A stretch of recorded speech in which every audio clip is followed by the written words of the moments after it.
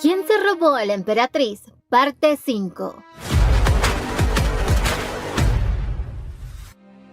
Anna finalmente llegaba hasta donde se suponía encontraría al duque Gertio. Tras llamar a la puerta, un hombre alto y de cabello cobrizo apareció preguntándole quién era y en nombre de quién venía. Anna se intimidó un poco ante la presencia de este hombre, pero como Rosalind le había enseñado que siempre debe mantener su mirada en alto y actuar lo más calmada posible, ella se enfrentó a él contándole que su nombre es Anna Lothringen y que estaba buscando a su tío Henrik Afartio. Este hombre la quedó mirando por un momento y luego le pidió que lo siguiera. Y así al poco rato los llevó dentro de la casa, en donde se escuchaban unos gritos. Anna quería saber qué pasaba, y en eso aparecía Henrik, quien se sorprendió mucho al verla. Se disculpaba porque no podía hablar con ella en este momento. Anna le preguntaba qué ocurría, y Henrik le contó que su hija menor estaba embarazada, y que ahora mismo está a punto de dar a luz. Además, la partera se había quedado atascada en la tormenta, así que el único que podía hacerse cargo era él. Pero de pronto Anna le dijo que Rogualda, la persona que la acompaña, tiene cierta experiencia en ayudar en partos, así que podrían ser de ayuda. Henrik le agradecía muy feliz y hasta Anna ofrecía ayudarlos. Con esto Anna se ganaba una oportunidad para acercarse más a su tío. Por otro lado, Asha le contaba sus planes a Theorantia e incluso que ya había lanzado un anzuelo para poder convencer al marqués. Durante toda esta conversación, Theorantia se daba cuenta de que Tamón ni siquiera había dicho ni una sola palabra y que estaba como embobado por Asha. Pero al final Theorantia le dijo que si el objetivo era hundir a Thanatos, ¿por qué no acaban de una vez con esas dos familias y así se arregla todo? Pero Asha le dejaba en claro que ella solo desea la caída de la dinastía imperial Thanatos, no la caída del reino en sí. Theorantia, molesta, le decía que entonces a qué se refirió con vengarse de Thanatos, y Asha le explicaba que lo que desea es mandar al otro mundo a Giliote, pero no sacrificar al reino Thanatos. Theorantia sentía que nuevamente se había dejado engañar por ella, pues ella lo que desea es la ruina total de ese lugar. Pero Asha le explicaba que sin Giliote, su reino se vendrá abajo, así que sería inevitable que no haya un cambio tras la derrota de su emperador. Además, Asha sabía que si el reino era destruido, habrán muchas personas que sufrirán, y es lo que menos quería. Le decía a Theorantia que ella debe entender mejor esa situación, ya que no había ninguna otra monarca que ame más a su reino como ella, y así le dio en el clavo. Pues Theorantia, debajo de ese caparazón tan duro había un corazón de oro. Así que al final le pidió que le explique lo que tiene planeado. Y Asha le dijo que planea una rebelión contra el emperador. Y obviamente para eso necesita a Tamón, quien complacido la ayudaría. Así Asha le explicaba que no desea que las personas mueran en vano. Y para eso tenía el plan reunir todas las reliquias divinas y pedirle un deseo a los dioses. Y aunque reunirlas no era tarea fácil, estaba dispuesta a poner todo su empeño para lograrlo. Theorantia no creía en esas leyendas. Por eso tenía dudas de depositar su fe en el plan de Asha, pero al verla tan convencida, y también al darse cuenta de que su don últimamente se había estado debilitando, pensó que quizás por una vez en su vida podría dar un voto de fe a Asha, pues si logra su objetivo, será una nueva era para todo el mundo.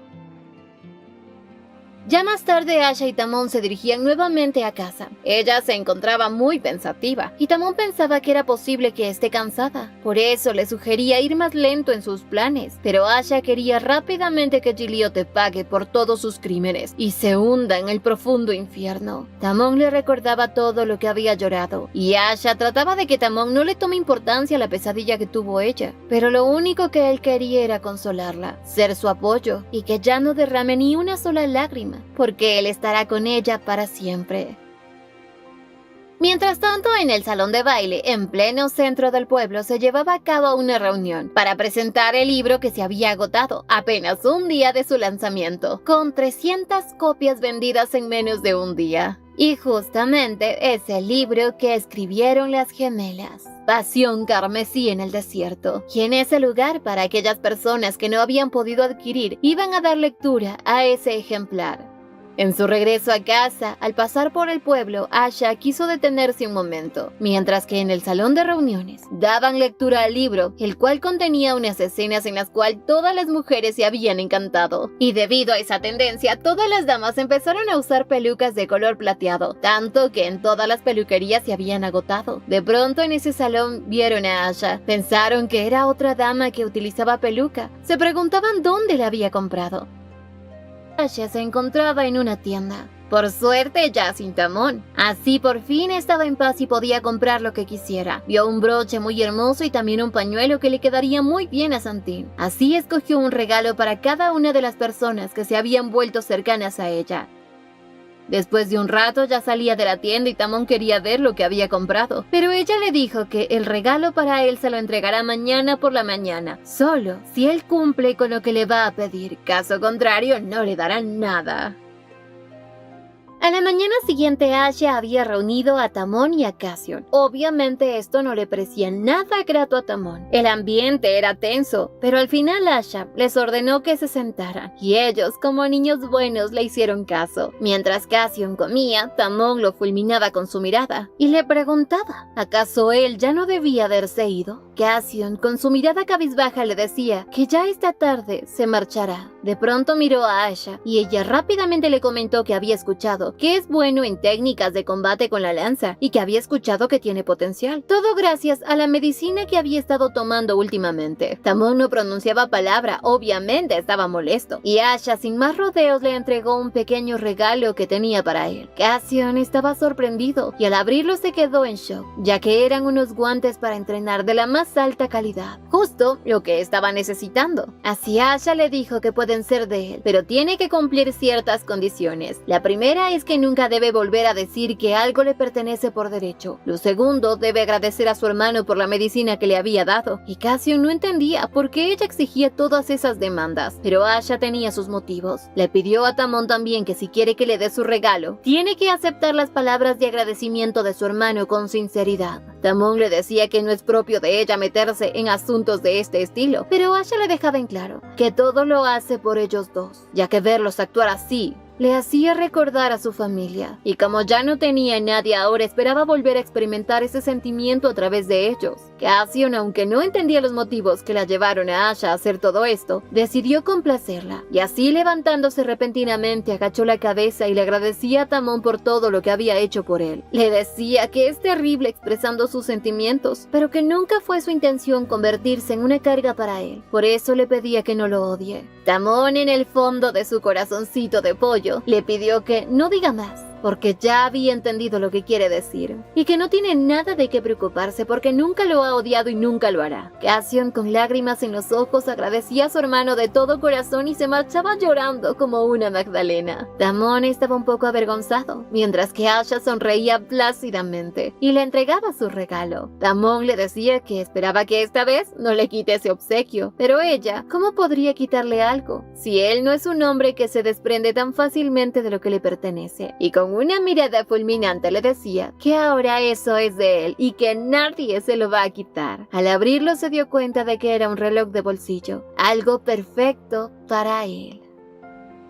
Por otro lado, al noroeste de Thanatos, Hans from Helio cabalgaba a toda prisa por el frío bosque, pero tanto los caballos como sus hombres estaban demasiado agotados, pero tenían una fecha límite para cumplir su objetivo y tenían que darse prisa, ya que una pandemia arrasó con todo el noreste de Thanatos, y esa enfermedad era conocida como Aquenes. Ya había cobrado cientos de vidas, incluidas las de la esposa del marqués, que a causa de esa enfermedad murió hace un año, pero su segunda hija quedó postrada en una cama, petrificada de ambas piernas. Fue justo en ese momento cuando recibió una carta del emperador, dándole la orden de que vaya a Cali, que busque a Niruxita, cuyo símbolo se asemeja al de un pulpo escarlata, y que recupere la daga que estaba en su posesión. Una vez que cumpla con esa misión, lo iba a recompensar con el polvo de Tulasha, que es el único antídoto contra esa enfermedad. Y dado el uso de esa hierba que tiene una potente toxicidad, hizo que hace varios años prohíban retrasaban su comercialización, y la posibilidad de encontrarla era muy escasa. En eso vio que uno de los caballos, de tanto ajetreo, se había desmayado, al igual que sus acompañantes ya estaban muy cansados, así que decidieron hacer una pequeña parada. Mientras tanto, él leía algunas cartas.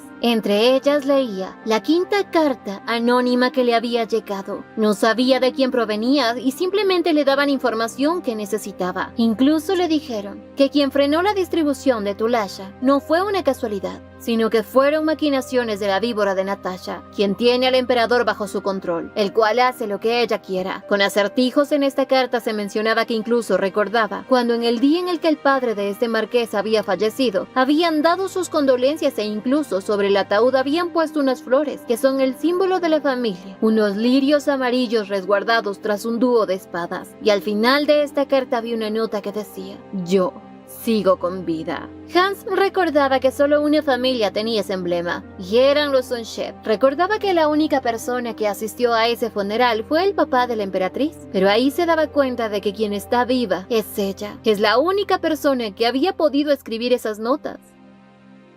Por otro lado, en Amur, Asha ya se preparaba para emprender su largo camino de regreso a Thanatos. Y obviamente la gente a quien la apoya la iban a acompañar, sin importar lo peligroso que sea el camino.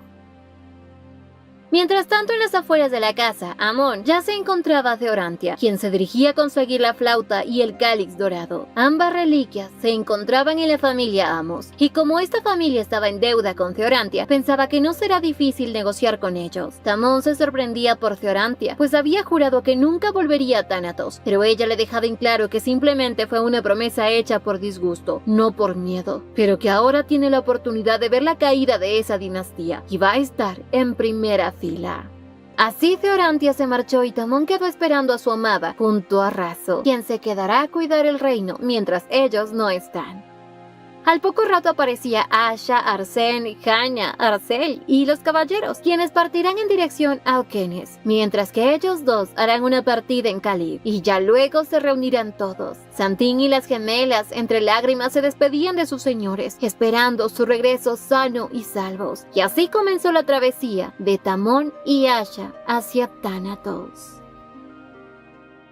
Mientras viajaban en caballo, Asha le decía a Tamón que si por algún caso el plan llega a fallar, ella ya no sabía qué hacer. Pero Tamón no podía creer que una emperatriz tan fuerte como ella diga esas palabras, y que otra vez quiera cargar ella sola todo el peso, como si hubiese olvidado que ahora tiene a alguien a su lado, dispuesto a hacer lo que sea por ella. Tamón le dejaba en claro que desde el momento en que había decidido ayudarla con su plan, se prometió a sí mismo apoyarla en todo el camino, hasta ser testigos del resultado final. Así que por todo ese tiempo estará a su lado. Asha, al escuchar esto, recordó que no solo él confiaba en ella, sino también muchas personas, así que debía confiar también en su plan. Pero a su vez pensaba en Anna, si es que ella ya recibiría la carta que le había enviado.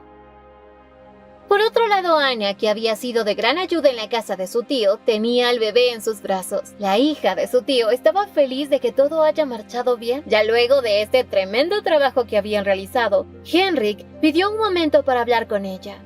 Al estar a solas, Henrik le contó que el duque Hertug le había entregado ese castillo como regalo hace 10 años, al poco tiempo de recibir su título. Anna hoy se enteraba que al parecer su tío y el duque se conocían desde hace mucho más tiempo de lo que creía. Henrik estaba tan agradecido con su sobrina y quería pagar su gratitud con cualquier favor que ella le pida, pero a su vez tenía la curiosidad de saber el motivo por el cual llegó a visitarlo, atravesando una fuerte corriente de niebla. Así que debía tener una razón muy fuerte para haber arriesgado tanto. Anna, con toda tranquilidad y serenidad, le dijo que ella había deseado encontrarlo porque necesita que él le conceda un favor, y ya era decisión de él ayudarla o no. Su tío, con todo lo que ha hecho su sobrina por él, no podía negarse, así que Anna le dijo que desea una audiencia con Perso Hertug y que su tío la acompañe. Su tío se quedó helado, pero a su vez también le preguntaba el por qué quiere su compañía. Ella le respondió que había escuchado que es un hombre aterrador,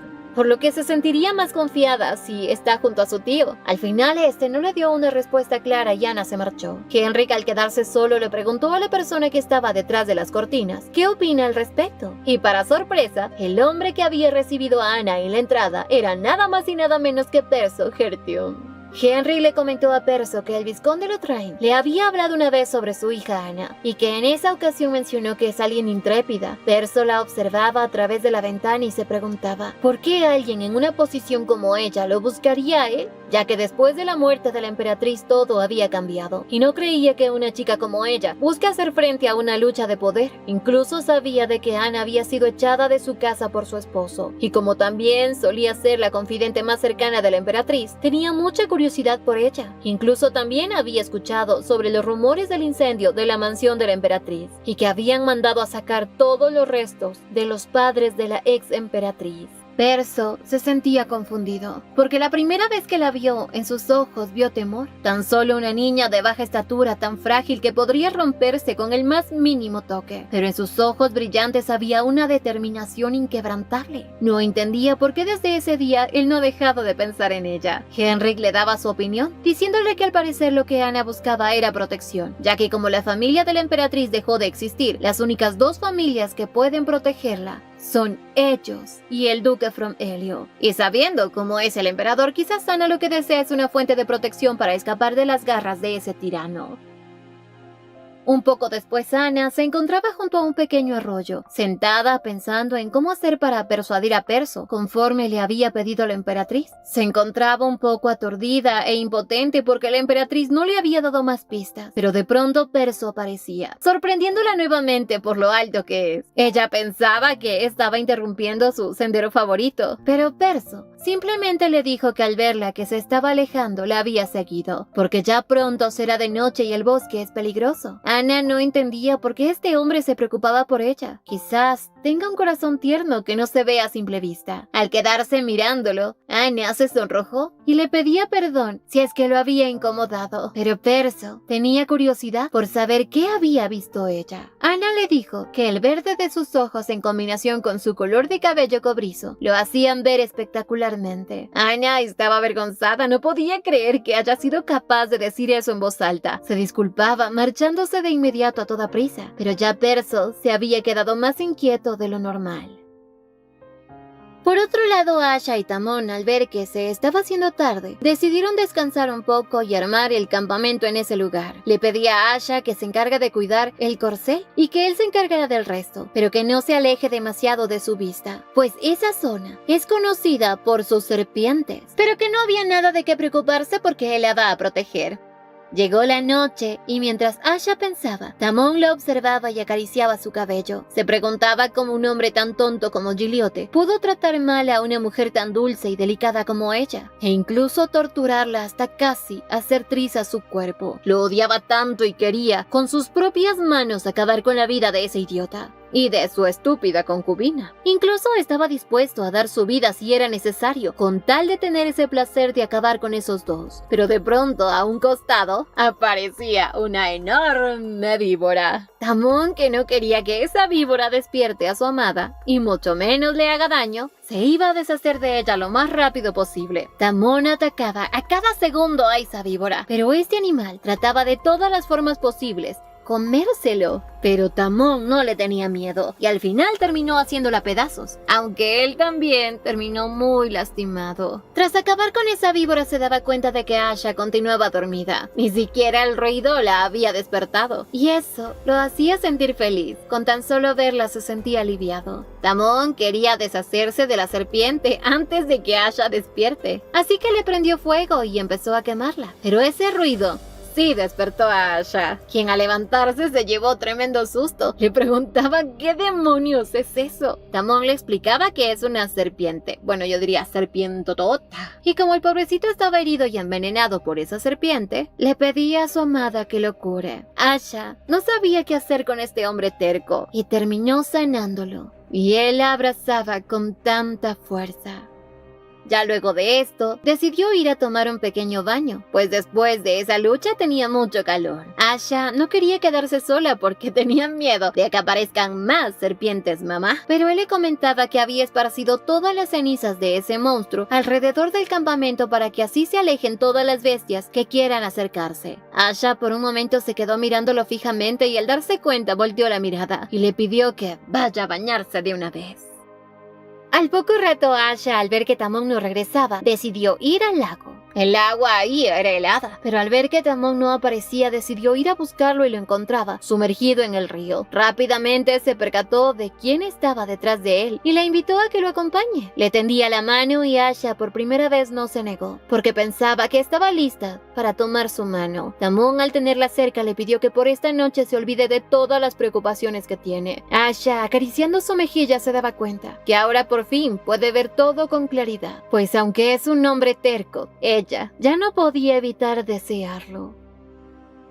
Mientras tanto, en Okenes, Arsène buscaba a Hannah, ya que no había comido durante todo el día. Se preocupaba porque últimamente había estado quedándose con una mirada perdida sin pronunciar palabra. De pronto, tras salir de la mansión, la escuchó hablar con alguien. Se acercó para ver quién era y ahí estaba Hannah, hablando con unas luces brillantes parecidas a unas hadas. Arsène pensó que quizás todo es producto de su imaginación. Sin embargo, le entregaba comida y Hannah quería compartirla con él, así que le pidió sentarse bajo el árbol.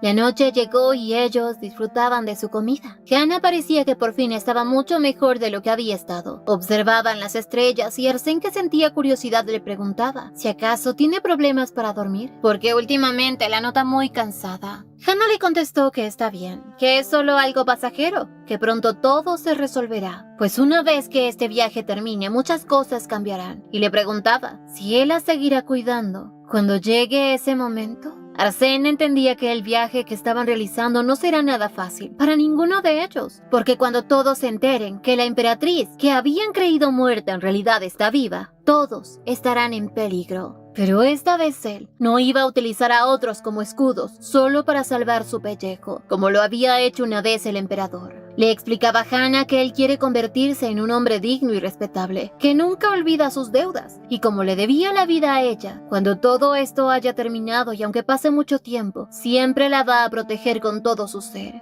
Hannah se sentía feliz al oír esas palabras, pero en eso vio la cicatriz que él tenía en su cara. Supo que se debía a los monstruos y Arsène le comentó que hubiese sido mucho peor si la emperatriz no lo ayudaba, que a causa de eso fue que Asha se lastimó su tobillo. Hannah se daba cuenta de cuánta admiración siente Arsène por la ex emperatriz y le decía que se supone que esa es una de las ventajas de haber vivido una larga vida. Arsène cada vez entendía menos las palabras de Hannah, pero ella no le daba una respuesta clara. Hasta que en eso Ana le dijo que necesita que mantenga la calma y que escuche con atención. Estaba ya un poco mareada y es muy posible que se desmaye, pero no tiene nada de qué preocuparse porque no es grave. Y así Hannah se desplomaba en el suelo.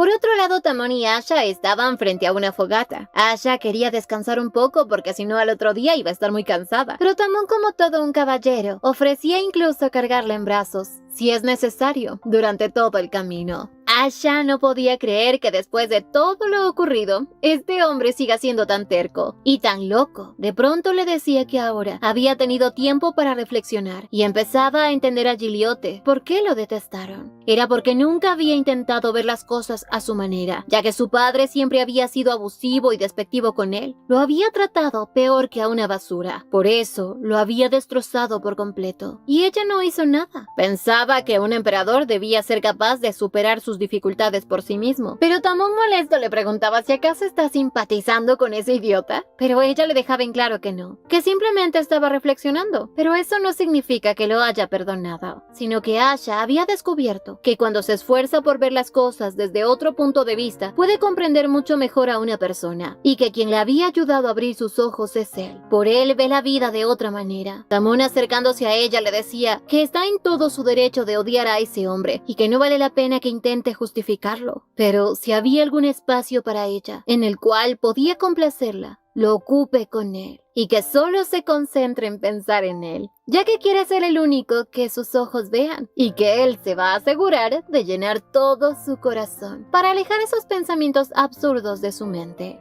Asha, antes, estaba preparada para acabar con su vida en cuanto completara su venganza, pues ya no tenía razones ni motivos para seguir viviendo. Pero se daba cuenta que cuando Tamón llegó, le mostró un camino diferente. Y esta vez quería preguntarle a Tamón cuál es el motivo real que tiene para ir a Thanatos. Él no pronunció palabra, pero ya Asha podía leer sus pensamientos y de por qué no se atrevía a darle una respuesta. Pensaba que si quizás lo libera del pacto que habían hecho, él podría sincerarse con ella. ella y decirle la verdadera razón por la cual él se queda a su lado hasta el final. Cuando estuvo a punto de decirle que qué pasaría si ella elimina los términos de su acuerdo, hubo algo que la detuvo y no fue capaz de pronunciar palabra. De pronto se percató de que una pequeña grieta estaba cerca de ellos. Obviamente esa grieta se hacía cada vez más grande y estaban seguros de que un monstruo estaba cerca.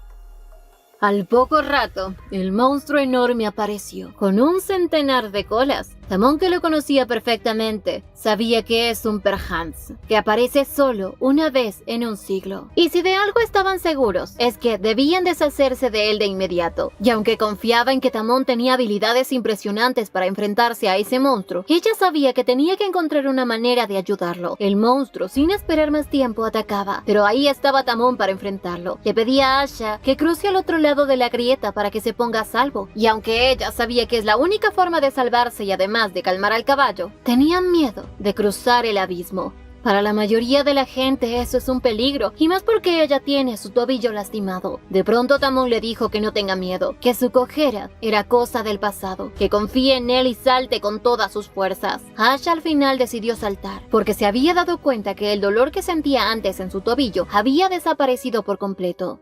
Pero lo que la detenía era que ya había estado acostumbrada al sufrimiento de su pasado, y eso la cegó de ver la realidad que vivía. Hoy todo el dolor ya no la tenía como rehén, y por fin se liberaba de las cadenas del sufrimiento, cruzando hacia el otro lado de la grieta. Asha tras eso se sorprendía, pero también estaba consciente de que no debía dormirse en los laureles. Tenía que ayudar a Tamón para acabar con ese monstruo, ya que mientras la grieta siga abierta, continuarán saliendo más monstruos. Para su mala suerte, justo en ese momento detrás de Tamón, apareció un ave de 4 ojos. Asha, apuntando su flecha, disparó justo cuando este monstruo iba a atacar a Tamón. Él se sentía feliz porque mientras Asha cubra sus espaldas, la grieta se va a cerrar pronto. Y después de unos segundos todo volvió a la normalidad. Asha se acercó con su arco y flecha atacando al monstruo, pero cada vez que lastimaba una de sus colas, esta se regeneraba, por lo que Tamón decidió que si quería acabar rápido con ese monstruo, debía encontrar su punto débil, un área vulnerable que sea letal. Así que subió al cuello de ese animal y con su daga apuntó justo en el cuello de este monstruo, pero de un momento a otro, esta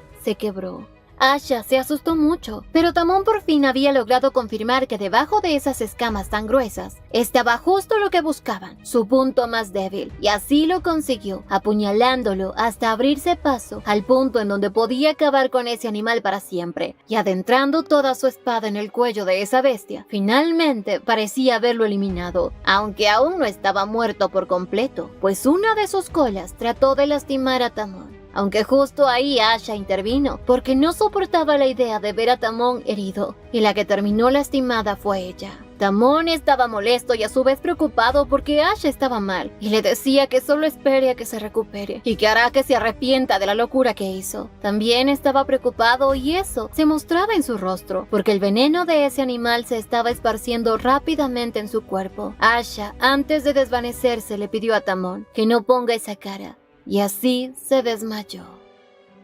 Durante este lapso, Asha, en su inconsciencia, estaba escuchando unas voces como de los dioses, quienes hablaban sobre las grietas y los monstruos. Una de las diosas mencionaba que al parecer ya es hora de que ese mundo sea independiente, libre de su influencia, y que para eso era que Asha estaba reuniendo los artefactos. Asha, al escuchar estas voces, no entendía dónde se encontraba, y por más que intentaba hablar no podía, mientras que los dioses mencionaban que una vez que todos los artefactos hayan sido recolectados, ellos podrán recuperar su influencia, pero eso sucederá a través de Asha, y para eso esta diosa necesitaba que cada uno de ellos les delegue su autoridad a ella. Asha creía que todo es un sueño, pero al final todos los dioses le transfirieron su poder a la diosa, quien ahora le delegaba el turno a Asha para que brille, y mientras ella siga viviendo, irá sumando nuevos recuerdos que se convertirán en algo precioso para ella, y cada uno de esos detalles, por más pequeño que sea, ocuparán un lugar importante y especial en su corazón, sobre todo después de todo lo que ha tenido que sufrir.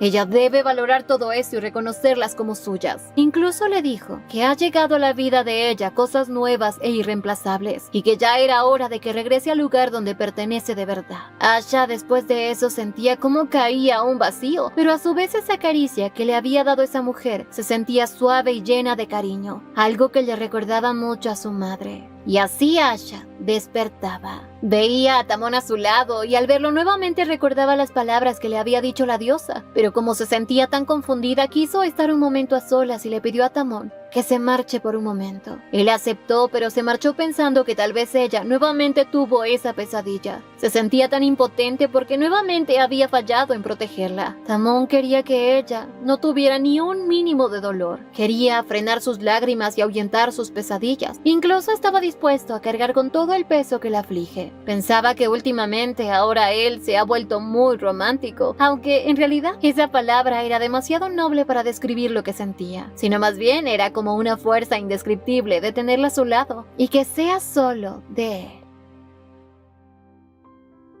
Horas después, Tamón se reunió con sus caballeros, los cuales ya habían encontrado al mercader que usaba el sello de un pulpo rojo. Tamón también quería saber sobre la carcasa del monstruo que había derrotado y pidió que le trajeran, pero no habían recuperado todo. Solamente el cuerno de esa bestia que contenía un veneno muy potente, del cual ni siquiera se atrevían a tocarlo. Le preguntaban si lo envían al palacio, pero Tamón sugirió que no, porque quizás les puede ser de gran ayuda. De pronto pensó que ya era mucho tiempo el que había estado sola Asha. Decidió ir a verla. Y mientras tanto, Asha se sentía tranquila, más porque ahora su pie se había sanado por completo. Estaba entusiasmada y quería contárselo a Tamón, y también disculparse por haberlo corrido de la habitación. Justo cuando iba a abrir la puerta, ante sus ojos estaba él. Preocupado, le decía si acaso ella quería ir a dar un paseo. Asha, al ver que él se encontraba bien, se sintió tranquila y le decía que necesitan ir a visitar al mercader del pulpo rojo. Tamón le comentó que solo irá él, ya que ella debe recuperarse por completo. Pero esta vez Asha no iba a hacerle caso, porque no era ninguna mascota a la cual pueden dejar encerrada en cualquier lugar. Esta historia continuará. No olviden suscribirse, activar la campanita de notificaciones, dejar su me gusta si les gustó y visitarnos en Beretoons para más historias como esta. ¡Hasta la próxima!